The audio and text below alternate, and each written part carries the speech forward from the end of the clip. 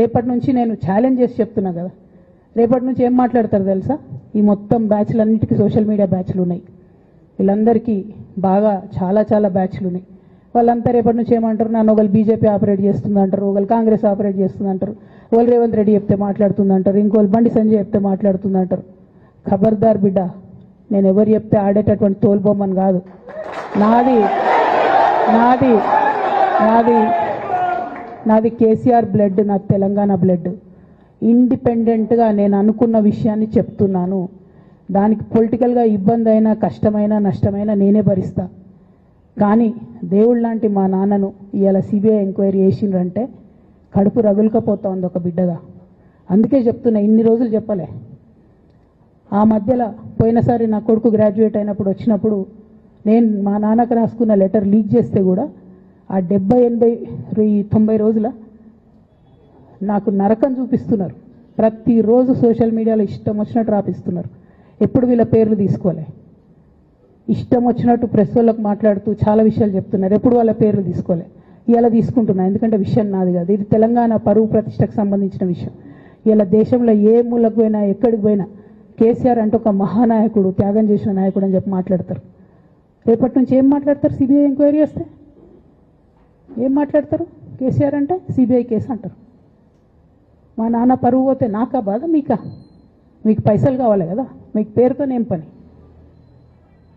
ఇంకా కూడా ఈ విషయాలు అర్థం చేసుకోకుండా, ఇంకా కూడా ఇటువంటి వ్యక్తుల్ని దూరం పెట్టుకోకుండా ఉంటే కేసీఆర్ గారి మీద సిబిఐ కేసు వేసేటటువంటి స్థాయికి వచ్చినాక ఏం పార్టీ ఉంటేంది పోతేంది. బీఆర్ఎస్ పార్టీ నాయకులు నన్ను తిట్టుకున్నా సరే, లోకల్ బాడీ ఎన్నికలలో నాకు నష్టం జరుగుతుంది అనుకున్నా సరే, మా నాన్న మీద సిబిఐ ఎంక్వైరీ పడ్డాక ఏముంది, తొక్కల ఎలక్షన్ ఒకటి గెలుస్తారు, ఒకటి ఓడిపోతారు. అసలు ఓడిపోయే పరిస్థితి ఎట్లా వచ్చింది? ఇటువంటి దుర్మార్గుల వల్ల కాదా వచ్చింది? ఆలోచన చేసుకోవాలి కదా. అంటే నా దగ్గర పైసలు ఉన్నాయి, టీవీలు ఉన్నాయి, సోషల్ మీడియాలు ఉన్నాయి, ఏటు పడితే అటు మాట్లాడతామంటే తోలు తీస్తాం చెప్తున్నా నేను. గీత గీసుకుంటాం బిడ్డ. మీరు ఒక్క కమెంట్ పెడితే మేము 10 చేస్తాం. ఏది పడితే అది మాట్లాడచ్చు సోషల్ మీడియాలో అనుకుంటూ చూసుకుంటూ ఊరుకుంటున్నా.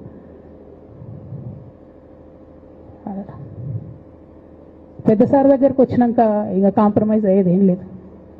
ఘోష్ కమిషన్ వేసిన రోజే నేను చెప్పిన, ఎందుకు రియాక్ట్ కాలేదు పార్టీ అని అడిగిన ఆ రోజునే. నిన్న సిబిఐ ఎంక్వైరీ వేస్తున్నా అని రేవంత్ రెడ్డి గారు అసెంబ్లీలో చెప్తే తెలంగాణ బంద్ ఖాళీ వద్దా, బగ్గు మనొద్దా? తెలంగాణ ఎట్లా మాట్లాడతారు? నిజంగానే మనిషి అవినీతి అయితే, నిజంగానే మనిషి డబ్బులు తినోడైతే వేరు మాట. ఆయనకు తిండి మీద కూడా ధ్యాస ఉండదా బాబు? తెలంగాణ అదే పిచ్చి. అట్లాంటి మనిషిని పట్టుకొని ఇవాళ ఏది పడితే అది మాట్లాడితే కూడా రియాక్ట్ కాకపోవడం చాలా దారుణం, చాలా దారుణం. నేను దీన్ని తీవ్రంగా ఖండిస్తున్నా. At the same time Congress government PC Ghosh commission వేసిండ్రు. రెండేళ్ల నుంచి టైంపాస్ చేస్తారు. ఆ కమిషన్ రిపోర్ట్ వచ్చింది. ఆ రిపోర్ట్ నిన్న అసెంబ్లీలో పెట్టిండ్రు. ఇంకా దానికి ఏమిట్లకేం లేదు, దాంట్లోకి ఏం చర్యలు తీసుకుంటారో చెప్పారు, ఏం చేస్తారో చెప్పారు.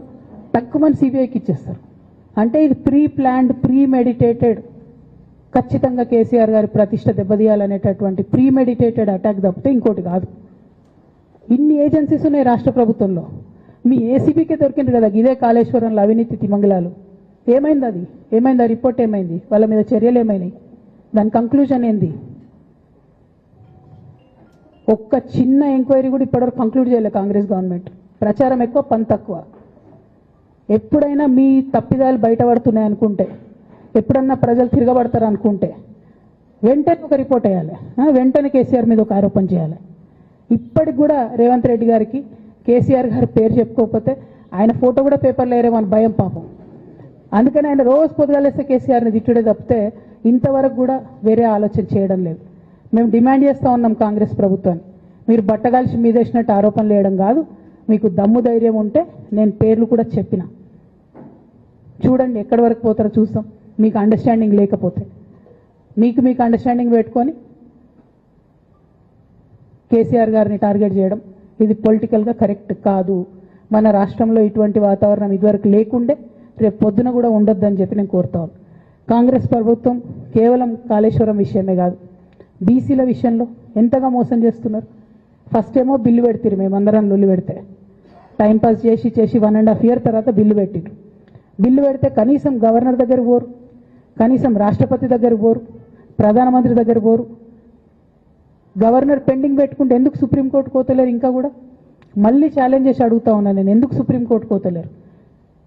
మీరు September 30 లోపల ఎన్నికలు చేస్తామని చెప్పిండ్రు. September 30 లోపల సుప్రీంకోర్టుకు పోండి. డీమ్ టు బి అప్రూవ్డ్ అనుకుంటే ఇదే ఎలక్షన్లో బెనిఫిట్ అవుతుంది కదా బీసీలకు. ఆ తర్వాత ఇంకొక ఆర్డినెన్స్ తెచ్చిరు, అది పెండింగ్ ఉంది గవర్నర్ దగ్గర. కనీసం దాని మీద సుప్రీంకోర్టుకోండి, దాని మీద కూడా పోతలేరు. మళ్ళీ నిన్న కొత్త కథ 50% స్లాబ్ ఎత్తేస్తామట. కామెడీ రోజు రోజుకి ఏంది ఇది? ఎందుకోసం అంటే ఇదంతా బీహార్లో ఎన్నికలు అవుతున్నాయి. వాళ్ళ రాహుల్ గాంధీ గారి పిఆర్ యాక్టివిటీకి రోజు ముచ్చడి చెప్పాలి ఆయన. ఇక్కడ వీళ్ళు నిన్న 50% క్యాప్ ఎత్తేస్తున్నామని కొత్త కథ చెప్పిండ్రు. మీరు చూడుని రేపెల్లుండి నుంచి రాహుల్ గాంధీ బీహార్లో ఏం మాట్లాడతాడు? హమ్నే 50% సీట్ తోడది అంటాడు ఆయన బీహార్ ఎన్నికలలో. ఆయన అక్కడ చెప్పుకోవాలి కాబట్టి పిఆర్ యాక్టివిటీ కోసం వీళ్ళు ఇక్కడ చేస్తున్నారు తప్పితే, బీహార్ ఎన్నికల కోసం తెలంగాణ బీసీ బిడ్డలను బలిపెడుతున్నారు రేవంత్ రెడ్డి గారు తప్పితే, నిజంగా చిత్తశుద్ధితోని బీసీలకు ఏదైనా బెనిఫిట్ చేద్దామనే ఉద్దేశమే మీకు లేదు. అటువంటి ఉద్దేశం మీకు ఉంటే మీ వైఖరి ఇట్లా ఉండదు. కేవలం కాంగ్రెస్ పార్టీ బీసీలను నయవంచన చేస్తున్నది. మీరు ఇట్లనే చేస్తుంటే బీహార్ ఎన్నికలు వస్తే మేము తెలంగాణ జాగృతి మొత్తం పోయి బీహార్లో మీకు వ్యతిరేకంగా ప్రచారం చేస్తాం. తెలంగాణ బీసీలను మీరు మోసం చేసిరని చెప్పి అక్కడికి పోయి కూడా మీకు ప్రచారం చేస్తాం. మీ యొక్క బండారం కూడా బయట పెడతామని ఈ సందర్భంగా నేను తెలియజేస్తా ఉన్నా. బీసీల విషయమైనా కాళేశ్వరం విషయమైనా చిత్తశుద్ధి లేనటువంటి కాంగ్రెస్ పార్టీని ఖచ్చితంగా మీ వైఖరిని ఎండగడతామని చెప్పి తెలియజేస్తూ, సిబిఐ ఎంక్వైరీ చేసుకున్నా మీరు ఏ ఎంక్వైరీ చేసుకున్నా కేసీఆర్ గారు మాత్రం కడిగిన ముత్యంలాగా బయటకు వస్తారని మళ్ళొకసారి తెలియజేసుకుంటూ మీ అందరి దగ్గర కూడా నేను సెలవు తీసుకుంటా ఉన్నాను. Thank you.